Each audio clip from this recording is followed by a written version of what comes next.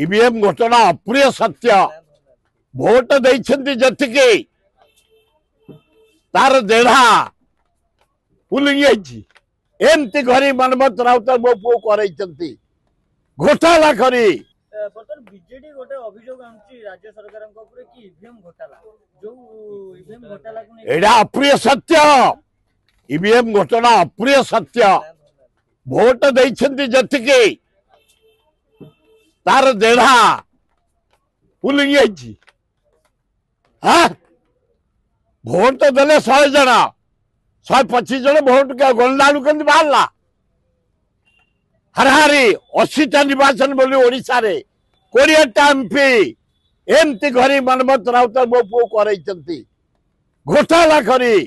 EVM घटना निश्चिंत एतर सन्देह हिसाब प्रमाण पुलिंग काउंटिंग अधिका बाहर से दिया कमिशन को नहीं एथर भाया करप्शन केबे हेनी एथर पूरा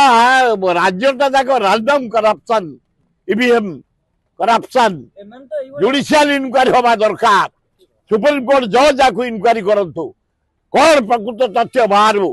ये भाया गणतंत्र कहीं हत्या करा जायछि ए मोदी हत्या करिछि गणतंत्र को तेणु जदि सुप्रीम कोर्ट जज यार ठीक विचार करी राय देवे आम अभिनंदन जनइबू।